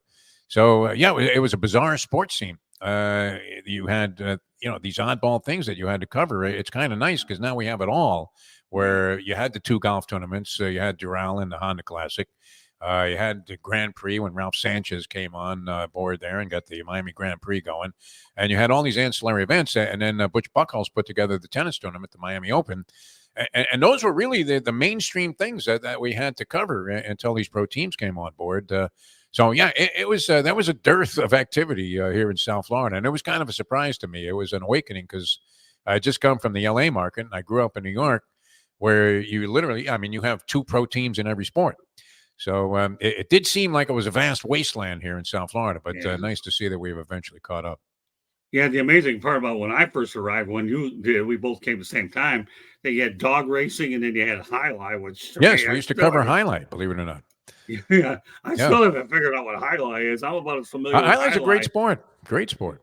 Is it? Yeah, but to me, I knowledge. Remember, Jeff, I grew up in Metro Detroit, and Yeah. the word highlight wasn't anything that we knew anything No. about. Okay, You didn't even know it was a beer back then. I didn't know what it was. I'm being honest with you here. I was fascinated by it. I mean, of course, and this was in the days of the cocaine cowboys, so you can imagine what was going on in the dining room there at Miami Highlight, where you would sit down at the table and there would be El Chapo with a pyramid of cocaine, and you're thinking, wow, this is some party. But I am good friends today, and Tony Segreto, of course, also is great friends with probably the best name and the best player that ever compete, and that was Joey, the great Joey Cornblit, who is a wonderful person. But Highlight, they sunk themselves years ago. There was a players' strike. I don't know if you remember this. And I believe it took place sometime in the early 90s. And we found out that the owners of the Frontons did not give a flying one about the players, and we're perfectly happy to see them all go on strike and go away. And the sport never really recovered from that. But it was a fascinating game. I would say this for Highlight, that you would go and catch, especially at Miami Highlight. The place was rocking. The walls were shaking. The crowds were big. It was a lot of fun. It was kind of an entertainment destination. And you would see at least a dozen plays a night that if you saw these going to any Major League Baseball game, you would have said, wow, I don't care what I paid for the tickets. That was spectacular. So they had some great athletes there. And it was an amazing game to watch. And it's a shame that it really faded into oblivion here, or as Mike Tyson would say, Bolivian, because it really was a great game to watch. And it was one of those unique things that had a Miami flavor to it with the Latin feel and everything. It really was a lot of fun to go and cover and go and watch. Yeah, well, it's interesting. We talk about highlight. I got to tell you a funny story out in Juarez, Mexico. And I went to a greyhound dog race or whatever it was. Yeah. So I decided just to go out in Juarez, Mexico, and decided to bet on one race. And the one dog was named Bill Walton. Bill Walton, right? Yeah, wow. Bill Walton. I don't know about the NBA star. So I decided to do. I'm going to go ahead and bet on Bill Walton to win, hoping that the dog had better legs than the player had. And what happened? Finished in last. Oh, yeah, dead last. Yeah, bad knees, huh? That probably did him in. That dog didn't do well. And what I didn't know was I was drinking we call it Metro Detroit Pop, They call it soda in these parts. But as it turns out, my ice started to melt. You weren't drinking RC Cola by any chance, where isn't that a Midwest thing? I don't know what they serve out in Juarez, Mexico. Juarez, Mexico. It's funny. I have a Juarez, Mexico story, although I was never actually there. Go ahead. But I was calling boxing, and I was actually doing a match. I don't know if you remember the great Eddie Kaplan, who was one of the pioneers of gambling talk here on South Florida radio airwaves. He had the late night show on WQAM, and his motto was he's going to be there until the last West Coast score is in for all you sick degenerates out there. Right. And, Eddie loved gambling, and I knew he was a big boxing fan. So I get him to do color analysis with me, and the match was taking place in Juarez, Mexico. But Juarez was it was plagued with so much violence, and it was such a dicey situation that at the last the last day before the fight, they decided they couldn't risk taking their equipment there. Really? So they had us, Ed Kaplan and I were doing a simulcast. We were actually broadcasting from a studio in Houston, where we had arrived to make the transition and go to Juarez originally. And in the middle of the main event, they lost the signal. So the director, we're doing a live show on network television, and we can't see the fight. So the producer, he's naturally in what you would imagine was quite a panic. And we're thinking, well, what do we do? So he says, keep going, act as if you're watching this thing. Right now we're calling a fight that we can't see. Right. And we went under the assumption that the fight, we'd seen the first 3 or 4 rounds. So we just kept assuming that the fight was following the same pattern. For all we know, the guy that we were saying was doing the right thing all the way through it was being carried out on a stretcher on his way to a Juarez Medical Center. But sure enough, the thing came back up in about the 8th round. We missed like rounds 3 through 8. And they were still in the same pattern there, and nobody knew that we were calling this fight without seeing a second of it. But it was a lot of fun. But it was all due to the fact that the tension in Juarez, Mexico, was at such a level that there was like a red flag for anybody that was thinking about certainly bringing anything of value into that city at the time. Well, I've been there a couple times, and luckily I was smart thinking because I ended up having cab drivers take me to a certain place. They stayed with me and gave me a little extra money Yeah. and got me back to El Paso. But for the average individual that goes there, Yeah. it is a bit dangerous for sure. I got to tell you a great Don Shula story. I'm playing soccer, the Fort Lauderdale Strikers game, where they had the staff against us. Oh, yeah? Florida media. Okay. And Chip Amy did an unbelievable job running that whole thing. I'll never forget the time where I got tripped up and sprained my ankle. Okay. And I played on a bum ankle the whole time. And I didn't care. I couldn't believe how much better condition they were. And that was on the practice field. We didn't talk about the whole field at Lockhart. I can only imagine if I would have made it through the day. So later that day, I had to cover the Miami Dolphins are in training camp. So it was a rainy day out at Biscayne College, is what they called it back then. And there's only like two of us out there, three. So Coach Shula, Don Shula, let us come in there and talk. So he sees me after I went to the hospital to get it wrapped up. So he says to me, Scott, because Shula wasn't easy to get to know, but when he got to know you, you were okay. And I was just a young guy back then, and he could intimidate you. But I didn't get intimidated. I just kept going back there, learning, and he was good. We got along really good for a while. Just the first couple of times it was. So anyway, Shula asked me this incredible question. I had to get it on here with you. So should I put you on injured reserve or cut you? I said, no, Coach.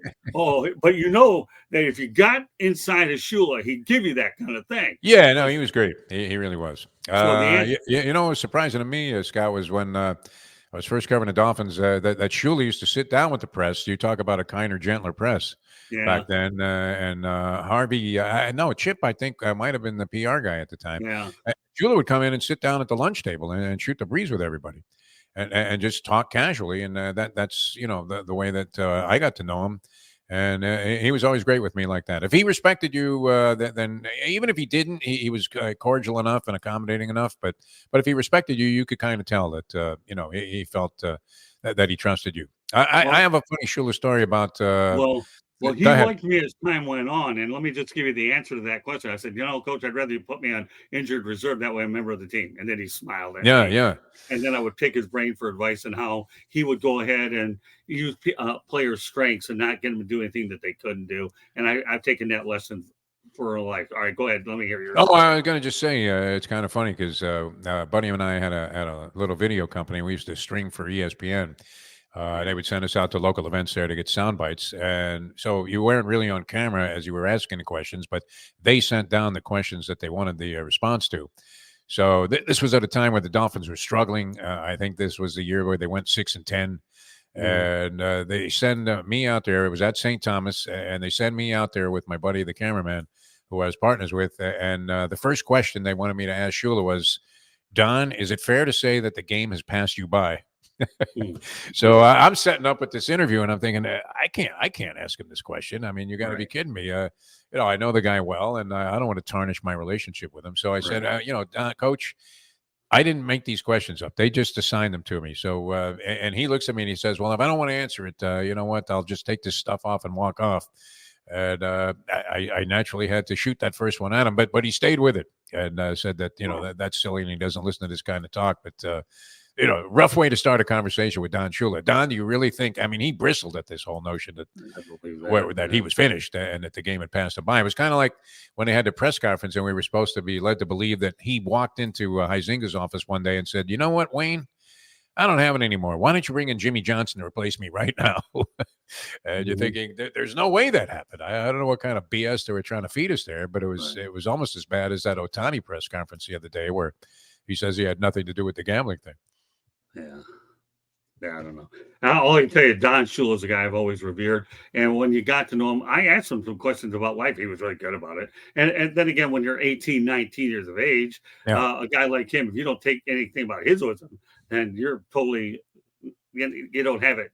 You have nothing but marbles in your head and rocks in your head, not a real brain, because Don Shula would always be able to guide you if you wanted to. And as long as, like you say, you were fair with him, that was important. Again, Chip Namey is the way he runs his ship. is unbelievable. But you're right. I mean, Hank Kaplan was a guy I got hooked up with boxing, and he was an old historian. Oh, And yeah, then he was great. One of the first guys wasn't I he? met here in Miami, yeah. Oh, yeah, he was great. I hung out with him a lot. Did But you then ever see his archives of stuff that he had in the garage there? Yeah, he told me all about it. I never got to his Oh, house my God. one What time. what a museum. That should have been the Boxing Hall of Fame right there. Yeah, no, I know he was a big collector for sure. So yeah, that was unbelievable. And I ended up through Angelo Dundee interviewing Sugar Ray Leonard and Muhammad Ali Young. Oh, If sweet. people look in my book or my Facebook stuff, they'll see that those pictures are there. So I'm gonna ask. I got a few more. Well, speaking of Dundee, it's funny because it ties Yeah. into what you were talking about with the PR. I'll never forget this. I naturally, was enamored with the idea that I was going to meet Angelo Dundee, and I covered a lot of boxing, of course, and revered this guy. And I remember we were talking to him for the first time. I was doing an interview with him, and I said, "Hey, Angelo, thank you so much for doing this." Right. And he pauses for a second, and he says, "No, thank you. We need you guys. We need you guys talking about us. We need you writing about us. We need you putting us on the air. This sport could not survive without you guys." So he was one of those guys that got it, that said, "Hey, listen, it doesn't hurt to go ahead and be at least reasonably decent to the press, no matter how hostile you might feel about them, because it was only going to help you out." And I never forgot that. I still can picture the scene where he said that to me, and that was great. Well, he gave me his business card. I talk to him all the time, so there's no doubt about that. Josh has an interesting question. I want to get this one up, Candy. Jeff, what are your thoughts about the legalization of sports betting in Florida? Long overdue. I mean, we're in the Stone Age with all of this stuff. We always have been. When I was doing horse racing shows on TV, there were always these issues before the legislature about the regulation of dates and whether or not they should have racing on Sundays, and whether or not they should allow minors into the racetrack. I mean, these were things that were happening in every other state in the country, and South Florida was acting like it was some kind of religious blasphemy. That they would have people going to the track on a Sunday or allowing kids in there. Long overdue to sports betting. We've seen what it's done for other states. I think it's kind of a fugazi system here. I don't know what kind of clandestine meeting that they had with Ron DeSantis to decide. And I've had very favorable dealings with the Hard Rock people and the Seminole tribe. They were doing a lot of things that I was very happy to be a part of. But it's one of those things where how are they in control of everything? I mean, everything they do here is just in such a fugazi fashion that we can't even do this right. And so it's good that it's here. It can't hurt anything. I don't know how much, there's going to be, obviously there will be in the future of sports, something they really have to desperately deal with, and that is the potential scandals. You have this guy in the Raptors that supposedly tanked a couple of games because there were over-under props on the number of assists or rebounds that he might get. So he just took himself out of the game, and there was a lot of suspicious gambling activity on those props. So it doesn't necessarily look good. Jonte Porter is the guy's name. Right. And now you got Temple with point shaving possibilities. Temple University being investigated for 4 real curious games. And of course, the Sotani thing, it's hard to imagine, Scott, that any bookmaker, I don't know of any bookie that I've ever dealt with that was going to extend a guy that was making an average living a $4.5 million line of credit. That just doesn't happen, unless Otani was in on the deal, and it was, Barzini all along, as they say in The Godfather. So that story, is certainly a curious one. And this is, they've opened up a real nasty Pandora's box by getting in bed with these people, because now how do these leagues and how do these sports entities actually handle issues where there are significant problems? So like the possibility that this guy's removing himself from ball games while some of his friends and maybe even he himself are sending in ridiculous amounts of money around the world on obscure proposition bets. So, definitely long overdue in the state of Florida, but the regulation of it by the sporting world and the fact that they're so deeply in bed with FanDuel and DraftKings and these other entities is going to make for some very curious circumstances over the next 5 to 10 years. Yeah, so far I've stayed away from that story, Jeff, because I want more information before I go out on a limb about it. So, Josh, here's another good one by him, okay? Who will be the next professional team to bring a championship home to South Florida? I know that there have been opportunities with teams getting to the final. But that's a good question. I don't know. I'm not seeing the Marlins doing it. I took them under 79 wins. I think it dropped to 78 the total. I believe they're going to sell off everybody. They made a deal there with John Birdie for some prospects. I'm not sure that that's an indicator that they've thrown in the towel, and maybe that'll turn out to be a great deal. Who the hell knows? Maybe they got the next Nolan Ryan in that one. But yeah, I mean, the Panthers, obviously, this year playing great hockey, seem to be struggling a little bit in the last couple of games in late game activity. And you lost to the Bruins the other night after giving up a couple of goals inside of 10 minutes to go. They lost to the Rangers in that game. So against the top teams, they've suffered a couple of defeats. But they were playing great. I mean, they seem to be primed for a championship run based on what they were doing in the regular season. I don't know if they're just going through a little bit of a lull. I don't see the Heat doing it. They don't appear to be as close to me as a lot of people would like to think. Marlins out of it, and I don't think the Dolphins are championship material and probably won't be. I don't know that they ever win a title with Tua at quarterback. I'm not sure that that's going to happen. Not that I'm not a Tua fan, but I just don't know if he's good enough to help them beat some of these other teams that have better talent at the position. Well, until the Miami Dolphins, to me, prove that they can do it in December or January, I'll just leave it at that. Blake Lozinski has a great question. I'm glad Blake put this one up there. Question for Jeff. How has artificial intelligence helped or hindered the broadcasting industry? This is a good one. Good job, Blake. Well, I mean, essentially, you could have Bob Costas calling all of your games if you wanted to without actually having to pay Costas. So, I don't know. I mean, it hasn't had any impact on what I'm doing. I haven't really seen it. I don't know if you have, Scott. I haven't had anything that I found was influenced by artificial intelligence in the work that I'm doing.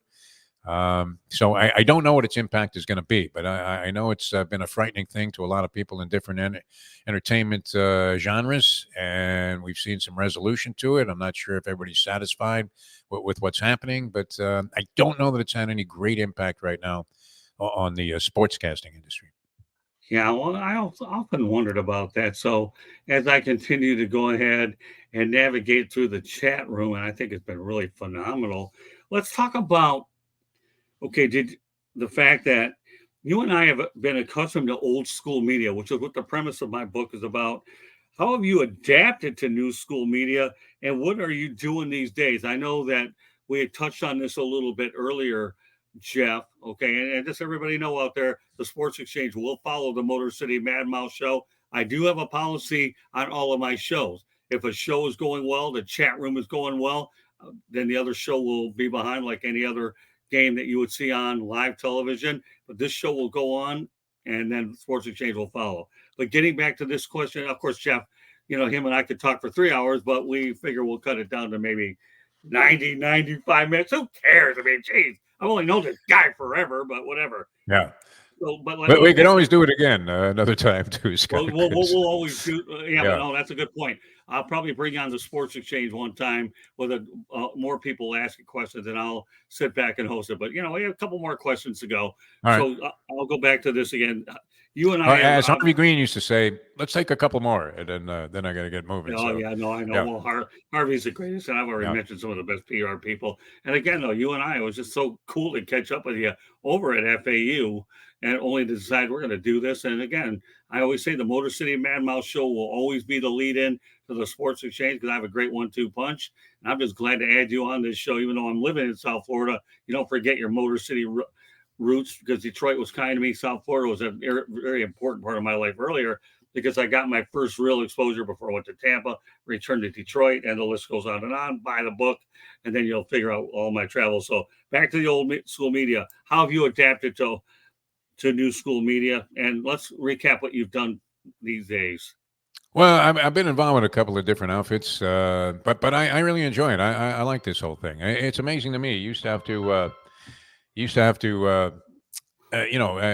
spend a lot of money to make a television show. I remember I made a pilot for a show many years ago that was sort of similar before HBO Real Sports came on. My buddy I mentioned that had this video company with me where we were freelancing for ESPN, whatever. We put together a program. It cost us about $30,000 to make this show. Now, I mean, you can buy a camera for $1,000 and have a couple of lights, and next thing you know, you look like you're on a network television show, and this is the way networks are doing shows. So this aspect of it is great.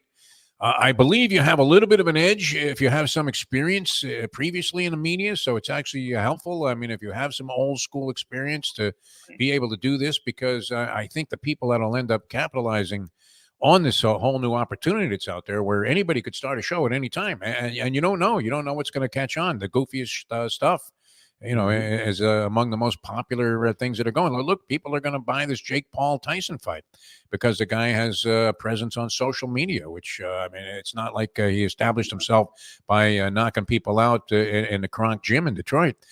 So, I mean, how is this guy popular and worthy of this kind of stature, making $100 million, all social media? So you have to be able to relate to that.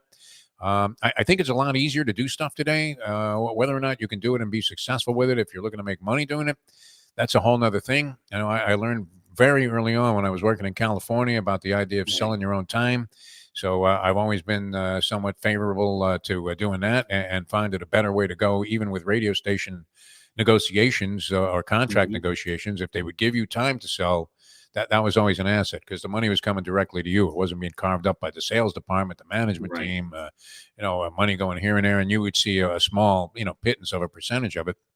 So it's a good period of time right now. If you can, find your niche and find your platform. And, I've done a variety of different things since, but right now we're having a lot of success with a thing called Caffeine TV. There are a lot of these little smaller TV outlets and platforms that are being established that are having success. And you do see with the podcast platforms that are already available, we're working with a company called nofilter.net, where we originate a broadcast every day called The Morning Briefing. It's up there at about 7:45 every day. And, they archive these things so you can find all of them if you just Google The Morning Briefing on Caffeine TV. Okay. So yeah, I mean, it's been good. Very interesting ride. And the future is nothing but bright. But you have to be able to connect. Otherwise, you're pretty much just doing it as a hobby. So that takes some work and some effort and some perseverance. But in the long run, it's a lot of fun. Being able to just flip a switch and turn on a couple of lights at home and do a television show. How could you beat that? I mean, it really is terrific. So I'm very happy. I wish this stuff had happened years ago. Yeah, it's taken me a little while to acclimate to it. I have a Twitter account. Do you have one also? I don't do Twitter. I stayed off it. Everybody says, "Hey, you would be great on Twitter." Yeah. And I've had some accounts related to shows I've done, but I never get involved because it seems like you can only get in a jackpot. Although it is the way to expand your horizons in terms of generating interest in your programs. It certainly is helpful there. But I stay out of it. I'd probably say the one thing. With the cancel culture that's out there today, I don't know that everybody gets my humor all the time. So, you'll say something to somebody thinking that you paid them the ultimate compliment, and they walk away completely insulted and never want to speak to you again. So, I stay off of the X and all of that stuff. Yeah, Twitter's an interesting animal. All right, well, one more question, and it has been a lot of fun, folks. I'll tell you. Yeah. I can't believe we are doing this right to the bell here. I mean, it's great. You know what? Here's the deal, Jeff. When you got two broadcasters like us, and I will tell you right now, for a lot of the folks that are watching this show, I always feel the best way to be a good broadcaster is you need to be a writing journalist first. That way you understand. I agree with you 1,000%, Scott. That's a great point. Well, you do, because once you understand the language of the written form, you can easily talk about it. So, well, you also learn to think in full sentences. That was something, exactly. And you're not butchering the English language. I think a lot of people enjoy hearing somebody that, is somewhat articulate and isn't using a lot of, bad grammar and all kinds of awkward sentence structure and things like that. Isn't stammering around. And as a writer, you learn to think like that. You were thinking of the sentence you were writing, how that's going to sound. I always kind of announced. I had it in my head when I was writing stories, sports stories, and I think that background helped out immeasurably in making my way into the electronic media. Yeah, George Eichhorn's a guy I've worked with for 44 years, and he talks about my book being terrific. So yeah, great. And he's actually did the forward on it. So right now, the one question we're going to end it with, but it's probably only fitting that we do, is let's talk about Dusty May. Okay. Oh, I thought you were going to say, who do you like in the fifth at the dog track tonight? I don't know. Well, I'll tell you what, not Bill Walton. No dogs. I drank the Bill Walton Kool-Aid in water that melted down over in Juarez and got sick off the stupid water when I realized you would have been better off betting on Jerry Garcia. Right, our ice cubes do melt into water, and that's what I had to make sure. But that's okay. It was still fun. It's a good story to this day. Broken Juarez, Mexico is no way to be. Oh, I know. Tell me about I Yeah. can tell you. When we get together, we get a bite to eat. Don't worry, there'll be plenty of stories. But I will bring you on a future edition of the Sports Exchange that runs after 9 o'clock, and you're going to meet some of the most talented young talent great. that we actually hear. They'll be really good. These guys are probably watching this show, and I hope they're learning a lot. So, all right, let's talk about Dusty May. How Yes. do you feel that Dusty May will do at the University of Michigan? I would imagine he'll do well. I mean, there's no reason to think otherwise. I had a chance to get to know Dusty May a little bit while he was coaching here. We actually had him. We do one of the shows we do is a restaurant review podcast that we do with the former sports writer for the Sun Sentinel, became the food critic, Mike Mayo. And we're having some good success with that. A friend of mine, a guy we call Special K, is a big basketball aficionado. And he is very heavily involved with FAU and the programs there. And he does through this place called Talia's Tuscan Table or Kitchen in Boca Raton. They do a lot of the catering for FAU and the sports teams. So he set us up on the food show with an interview for an hour with Dusty May. Mm-hmm. Very, very likable, affable, interesting fellow. Seems to be extremely professional. To do what he accomplished there and get an FAU team to a Final Four, you have to be kidding me. I mean, that's a monumental achievement. Most people thought he probably would leave after that. Maybe the right opportunity wasn't there. He signs the extension 10 years at FAU. Well, were you thinking he's really going to be here 10 more years? If he was, great. But other opportunities were going to be dangling his face. A lot of people thought maybe he would take the Louisville job, but I can't believe how sorry they've been over the last couple of years. Is it really 6-52 for 2 years with Louisville? Holy Rick Pitino, what are we talking about here? Yeah. And I think he'll have nothing but success. He's extremely organized. He's going to have a little bit of power. I mean, all coaches are dealing with this, especially at the level of FAU. Tom Herman talks about this too, where you recruit a bunch of freshman players. A couple of them turn out to be really good. And what's happening? They're in the transfer portal the next year. And you have all of these big schools coming after them, offering them all kinds of money that you can't compete with. So the landscape has changed dramatically. I think he'll have a lot more clout there with the Michigan boosters and what they have in terms of arrangements with cash for players. And I think he'll do very well. I mean, to do what he accomplished in 6 years at FAU, I think is beyond phenomenal. And I wish him all the best. He's a really good guy. If anybody knows anything about Michigan Wolverines, again, I was born and raised with the That's Wolverines. right. Yeah, I was. And I got my undergraduate degree over at University of South Florida, and I got an associate's at Broward Community College South, so all my education was good. But Dusty May will do well, and that'll be one of our topics later on. Real professional, though. I mean, thorough, too. I mean, you can ask him a different question, the Yeah. same question a different week later, and he's very nice about it. Yeah, well, I feel better about going to the tournament. But he's that kind of guy. The Michigan Wolverines in Southeastern Michigan, you're getting a treat with Dusty May. Not only is he a winner, but he handles the media well, and he has an approach. And I knew that when the Michigan job opened, I made predictions that went live that he was going to get the job. And I'm not bragging about it, but I felt if there was ever a fit to go anywhere, I think the fact that he ended up going to Michigan was an ideal move for him. And hey, you got the big Block M, right? How can you turn that down, especially with that 109,000 football stadium and 14,000. And I just hope one of these days that Florida Atlantic gets a bigger gym, at least 7,000 to 10,000 instead. And then the other thing I'll say that we talked about it, I did get Brian White's cell phone number. He said, if you ever want to do something with me, just give me a call. We'll just set it up. He's great, Brian White. I mean, if anybody can solve this situation, it'd be Brian White. One thing about FAU, they're able to attract more high-profile coaches now than they would have been at any other time because of the fact that Dusty May put the program on the map. So that they kind of owe him, some homage there. And, they got Tom Herman coaching football. This guy's no slouch. So we'll see what he can do. Although that situation is not easy. We were good friends with Charlie Partridge, who was the head coach there for several years. Used to come on our show every week and just talk about anything. He was great. But May really impressed me as you could tell he's just a terrific guy, well-rounded, has a sense of humor that doesn't necessarily come out while he's coaching, but it really is very down-to-earth and grounded. And I think his approach is so thoroughly professional that I can't help but think that he's going to be successful anywhere. And I was I don't know if I was overwhelmingly surprised that he didn't leave last year. Thought maybe that would be the move, that he signs an extension and then sticks around another year or two. But what he did there was beyond remarkable. When I went to that game, I was like, how is the Final Four team coming out of this? It's impossible to think. I mean, you had a bunch of dentists in Trump hats, and that was the alumni base, and 3,000 people in the gym there, and a bunch of tuba players, and you're asking yourself, how is it feasible that this program is competing with the heavyweights? And going. They by all rights should have been in that final game against UConn, except they fell apart there, where they had been such a brilliant team in terms of their late game presence. But yeah, I couldn't be happier for him, and I think it was probably time for both parties, to go in another direction, because unless he was going to stick around for the long term, it was only a matter of time. If he didn't leave this year, certainly he wasn't going to go much further. I agree. Well, you mentioned Tom Herman.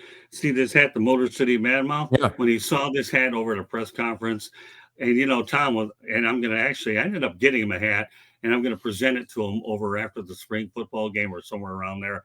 Yeah. He wanted a copy of this hat, so I got him one made. Oh, beautiful. And he embraced it. And then I told Katrina McCormick, you know what? I'll talk to him about the hat, but he's got to take a picture with me, and then he's going to have to give me a one-on-one interview. And with Tom Herman and you talk about a coach and a reporter that click well. Tommy, to me, is one of the nicest. He's a great guy. Great guy. Yeah, he really is. He also came on that food show at Talia's Tuscan Table, and he couldn't have been any more engaging. He was absolutely fantastic. Yeah, FAU could not have gotten a better football coach than Tom Herman, and I love working with the guy. Yeah. So.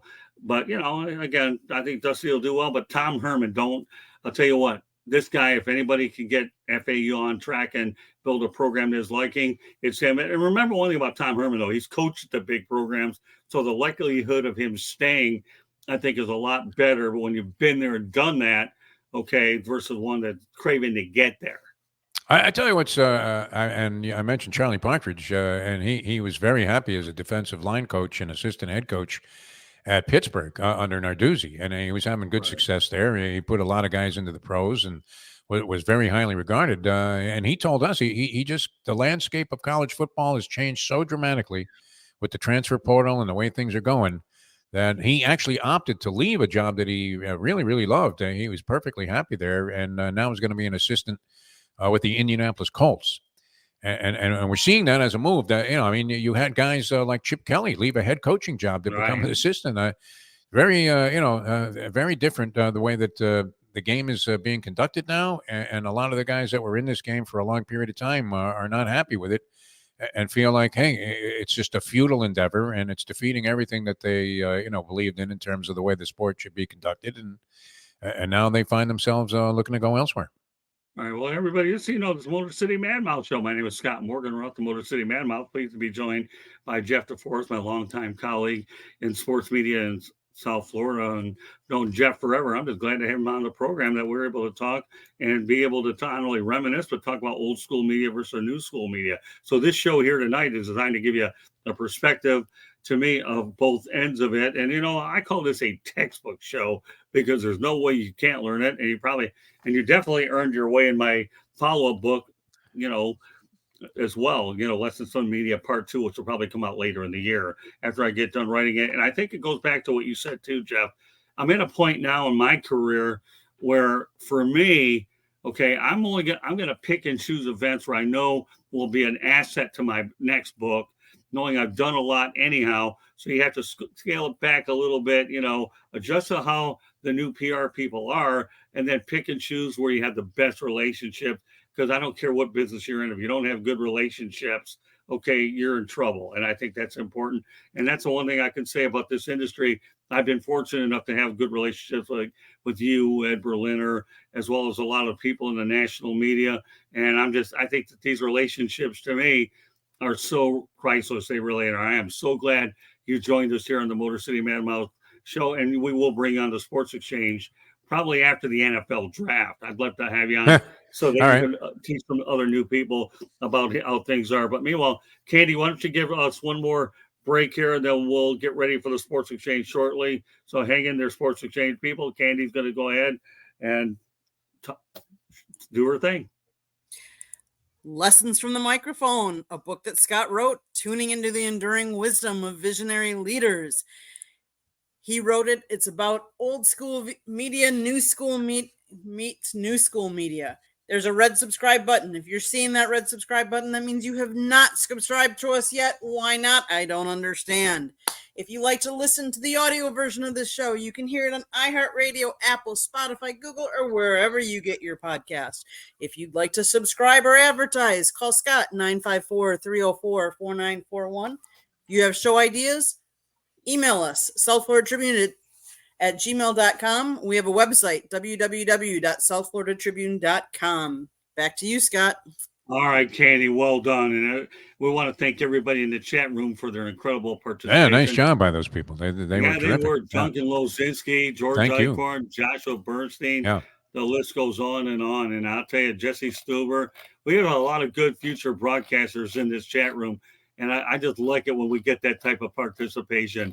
It just shows that to me, that what we're doing is we're getting it right. And I want to make sure that everybody has an opportunity to talk to the guests. And these people are fantastic. But you know what? The MVP of this show wasn't me, Jeff. It was you. No, it was Candy. I mean, she did the best job. And probably should be doing some voiceover work somewhere at very high inflated salaries. But I will say this. This impressed me, too. And it's something I took away from that FAU press conference. These young people that were in the media, it's a totally different game now than it was in many, many ways. I mean, the way things are presented, the way that you go about your business. I mean, I used to dictate. I was on a payphone at the Olympic Auditorium dictating my boxing stories at 11 o'clock at night while there was a riot going on when I was working in L.A. And you'd be sitting there going, he hit him with a left, comma, and there would be a guy back at the newspaper actually typing as you were dictating this stuff. That's the kind of thing that you had to do. And it's changed so dramatically now where now you can click a story in from your telephone. But I was very impressed with the young media corps that was there that day. That was a well-run press conference. And I thought, wow, look at these young kids. The state of affairs here with the media going to be in good hands with some of the people that were involved. So it was nice to see these young kids doing the right thing and enjoying it and looking to make a big career for themselves in the media. It's changed a lot, but at the same time, more opportunity than ever before, easier to get into than ever before. Difficult maybe to make it big with something like this, but it's possible, it's doable. So future is bright, Scotty. Future is bright. You're doing a good job with these people. Oh, thank you. I appreciate that. Well, I'm going to tell you something. I was happy that Katrina McCormick met Chip Namias, okay? Chip's the only one who could tell her what a young pup I was, and I've worked with Katrina, one of the best PR people out there, and she's done a good job with her staff over the years. And, when I had a guy named Dave Barnett of ESPN one time on and did a one-on-one like I'm doing with you, Jeff, you know what he's done? He scrapped the national stuff. And I'm just going to do North Texas. So there comes a point in your life where you have to be comfortable with who you are is what you do. And then, and I am at this point, but don't get me wrong. There's other things I want to do and I will do them, Jeff. But you know what? This industry now is sometimes it gives you heartburn and all that. But I like to be challenged by new challenges. And I guess the right word there, Jeff, is it fascinates me. Yeah, it really does. You have to stay interested. Otherwise, what's the point of doing it? Well, you've been there, the old stuff. Now I'm just looking forward to be honest with you, I'm looking forward to a continuation with you and I doing other stuff as well, in addition to the other people I bring on. So, again, folks, I've only known DeForrest over 40 years, as you can hardly tell, that we could talk forever, but we've done pretty good tonight. Good first act for both of us. But meanwhile, I want to thank everybody for tuning in on this edition of the Motor City Madmouth. Immediately afterwards, we have the Sports Exchange. Spencer Thompson will be on along with JB Ellis and George Eichhorn, and yours truly, myself, Scott Morgan. So, Jeff, I want to thank you very much for coming on the Motor City Madmouth show, and I look forward to us doing a lot more great things together. But our first act here on the Motor City Madmouth show, I would say was a great first act. We went everywhere from donshula to Juarez. It don't get any better than that. It's amazing we have a Juarez story to tell, but terrific. Thanks, Scott, for having me. And anytime, just let me know, and I'll be happy to come on again anytime that you need me. Well, I look forward to it. Not only that, you live right down the street from me. We're going to get together. We're going to get a bite to eat. We'll talk about other things we want to get done together. But great time tonight, Jeff. Thank you so much for doing this. And the Sports Exchange is coming up next. Good night, everybody.